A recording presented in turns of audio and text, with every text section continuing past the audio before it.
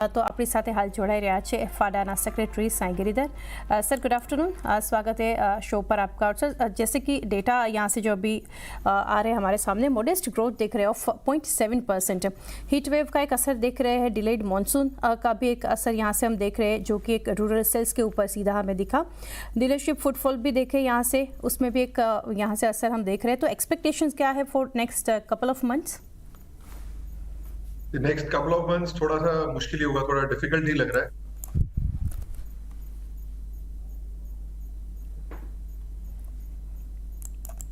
जी जी, technical error ફરી આપણે connect કરીએ, પરંતુ આપણી સામે જે રીતે ગ્રાફિક્સ ખાસ કરીને આવતા દેખાય છે નંબર્સના ફ્રન્ટ પર જે એક સેગમેન્ટ વાઇઝ પણ પરફોર્મન્સ આપણે જોઈએ તો આપણે અત્યારે ટુ વ્હીલરમાં જોઈ રહ્યા છીએ લગભગ 4.5% એક ગ્રોથ, થ્રી વ્હીલરમાં 5.1% એક આ સેગમેન્ટ વાઇઝ ગ્રોથ આપણે જોઈ રહ્યા છીએ। પરંતુ જ્યારે વાત આવી રહી છે પીવી સેગમેન્ટમાં, પેસેન્જર વ્હીકલમાં એક નેગેટિવ આપણે એક જોઈ રહ્યા છીએ।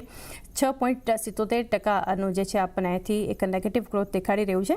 એની સાથે ટ્રેક્ટર સેગમેન્ટ જોઈએ તો એક શાર્પ ડિક્લાઇન જોઈ રહ્યા છીએ, 28.3% એક ઘટાડો છે અહીંયા। અને કમર્શિયલ વ્હીકલ્સમાં સીવી સ્પેસમાં પણ લગભગ 0.5% એક ઘટાડો આપણને दिखाई रहे हो। साईं सर, आप बता रहे थे एक्सपेक्टेशंस क्या है फॉर कपल ऑफ मंथ्स, अभी आगे कैसे देख रहे हैं आप ग्रोथ सेक्टर को लेकर? अभी थोड़ा सा डिफिकल्ट है, स्पेशली अगर हम बात करें पैसेंजर व्हीकल सेगमेंट के अंदर में या ट्रैक्टर के अंदर में या सीवी के अंदर में, कमर्शियल व्हीकल्स के अंदर में, इसमें थोड़ा सा चैलेंजेस दिख रहा है हमारे को आता हुआ। क्योंकि जो मेरा मेजर कारण है इसका कि डीलर्स जो है अक्रॉस इंडिया वो एक ऑल टाइम रिकॉर्ड हाई के ऊपर है। अगर हम बात करें आंकड़ों के अंदर में तो करीब करीब 60,000 करोड़ रुपए का स्टॉक डीलर्स के पास में आज की डेट में अनसोल्ड खड़ा हुआ है डीलरशिप्स पे। तो थोड़ा सा चैलेंजिंग सिचुएशंस है, जिस हिसाब से अभी पिछले हमने एक दो दिनों में देखा जो ओईएम्स ने करेक्टिव मेजर्स लिए हैं, जो स्टॉक लिक्विडेशंस के मेजर लिए हैं, अगर वो कामयाब होते हैं तो मेरे ख्याल से हम इससे जल्दी बाहर उभर आएंगे।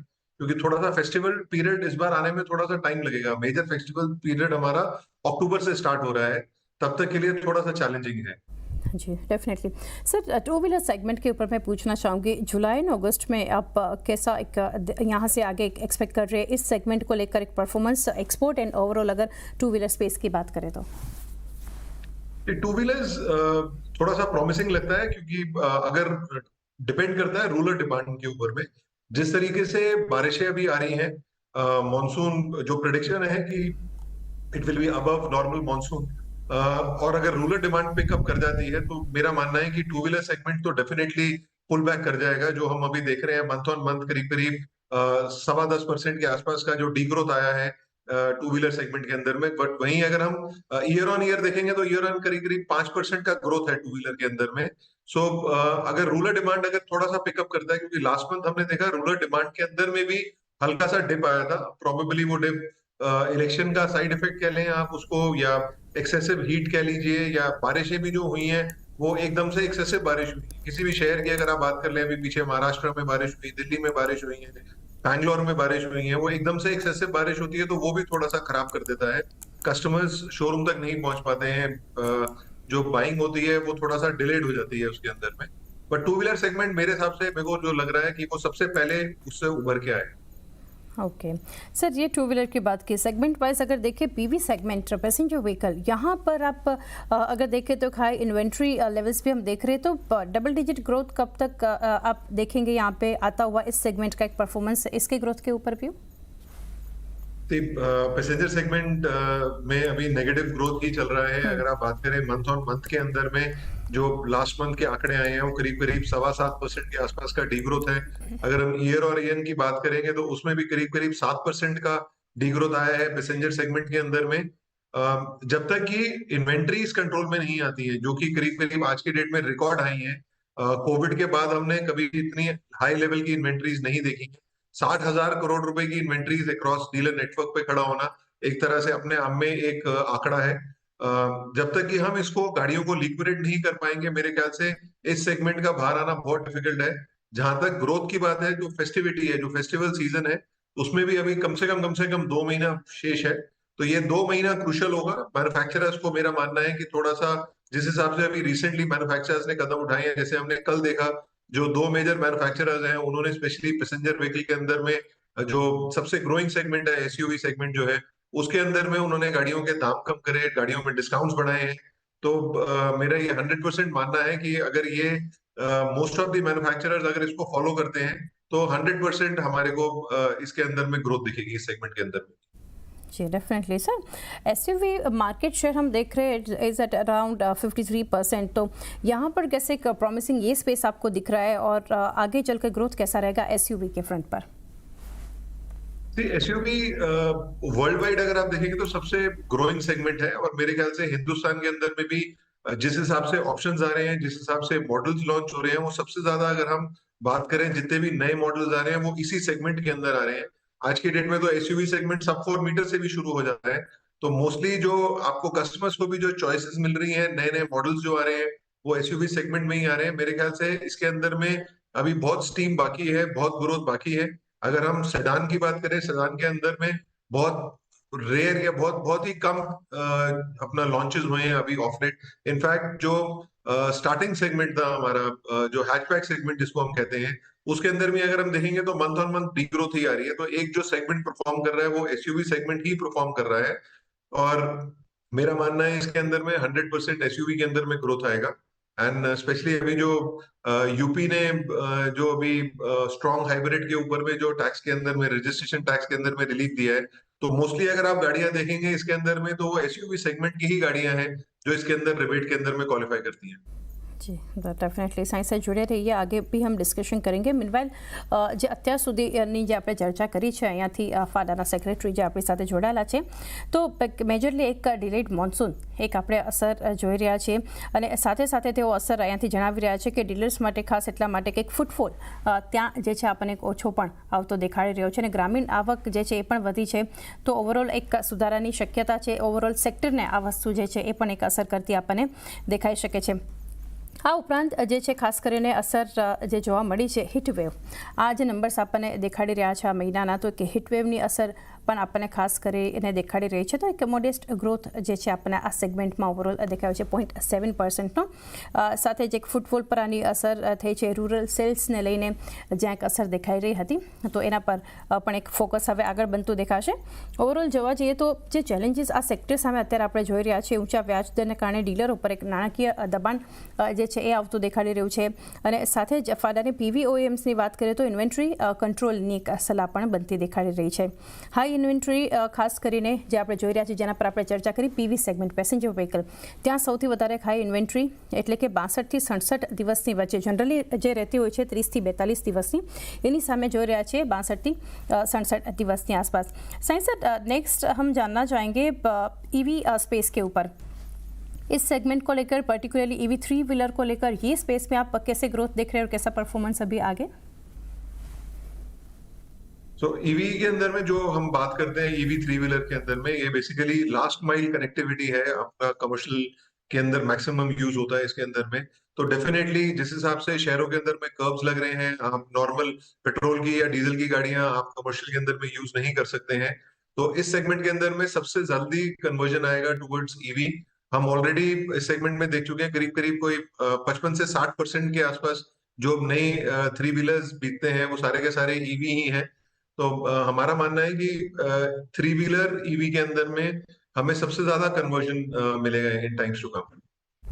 जी, और सर एक मेजर जो पॉइंट मैं आपके साथ डिस्कस करना चाह रही थी, यूपी गवर्नमेंट का जो यहाँ से हम एक डिसीजन देख रहे हैं हाइब्रिड व्हीकल्स पे एक टैक्स वेव ऑफ को लेकर, जो यहाँ से हमने यहाँ से जो न्यूज़ देखे थे, इसका असर कैसे देख रहे हैं आप, इसको कैसे ले रहे हैं?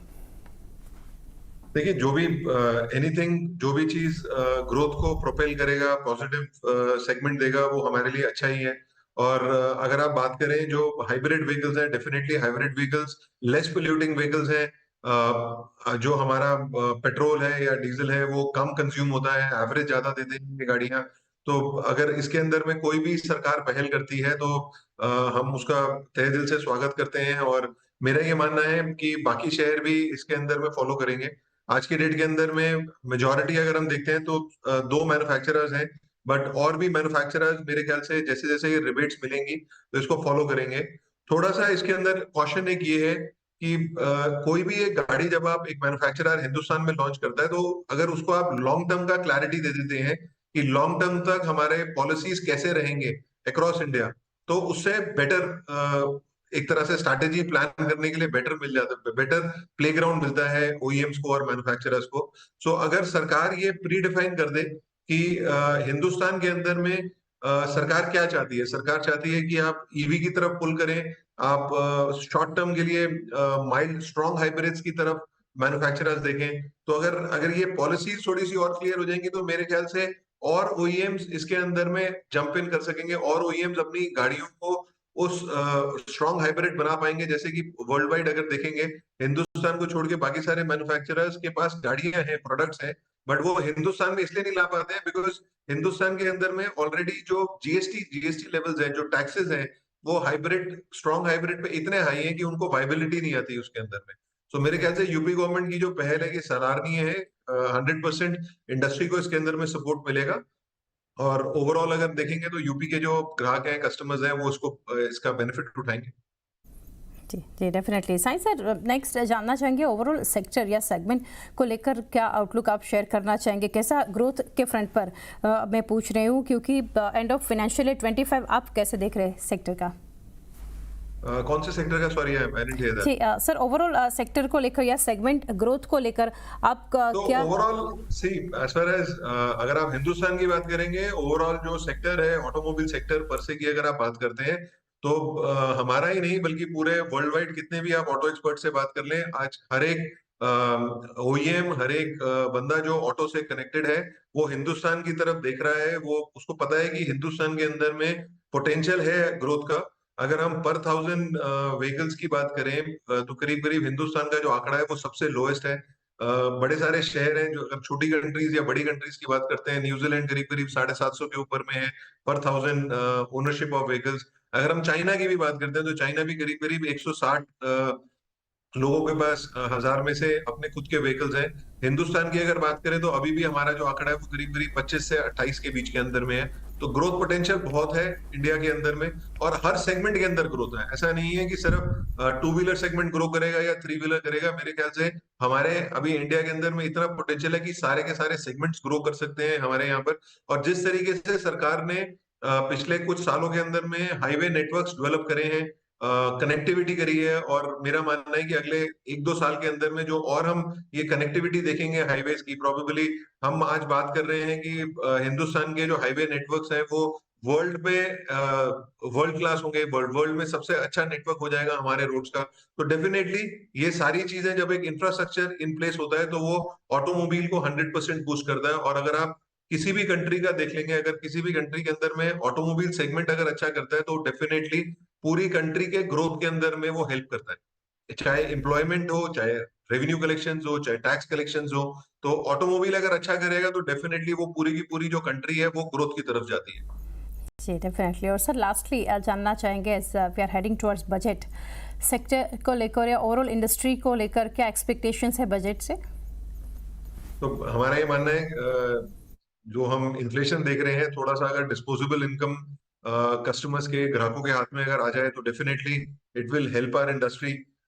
दो मेरे को पता है कि GST is not part of the budget, but अगर कोई भी एक उसके अंदर प्रोविजन कर सकते हैं जिससे कि एटलीस्ट जो टू व्हीलर है, टू व्हीलर के अंदर में आज हम देखते हैं कि करीब करीब 28% से ऊपर जीएसटी लगता है। तो टू व्हीलर एक सिन प्रोडक्ट नहीं है, एक जरूरत है एक आदमी के लिए अपने काम पे जाने के लिए, अपने रोजगार पे जाने के लिए।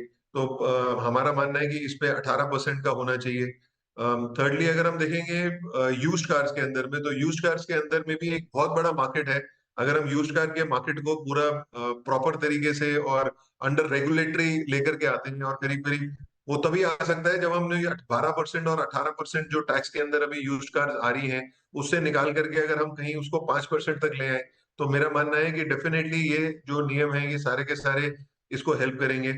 Lastly but not the least, अगर पॉसिबल हो सके तो जो इंडिविजुअल्स टैक्स पे करते हैं आज की डेट के अंदर में, जब वो गाड़ियां खरीदते हैं तो उनके पास में कोई प्रोविजन नहीं होता कि अपनी वो गाड़ियों पे डेप्रिसिएशन क्लेम कर सकें और थोड़ा सा उनको उसमें टैक्स में कोई बेनिफिट मिल सके। तो कहीं ना कहीं अगर हम इसको फैक्टर इन कर सकते हो कि जो इंडिविजुअल्स भी टैक्स पे कर रहे हैं, जो नौकरी पेशा लोग जो टैक्स पे कर रहे हैं, उनको भी कहीं ना कहीं कोई बेनिफिट मिले, जो वो गाड़ियां खरीदे उसके अंदर कोई डिप्रिसिएशन के रूप में, सो दैट उनको टैक्स में कोई सेविंग हो, डिस्पोजेबल इनकम हाथ में होगी। क्योंकि ईएमआई बढ़ रही है, ब्याज बढ़ रहा है, तो उससे थोड़ा सा अफोर्डेबिलिटी में प्रॉब्लम आता है।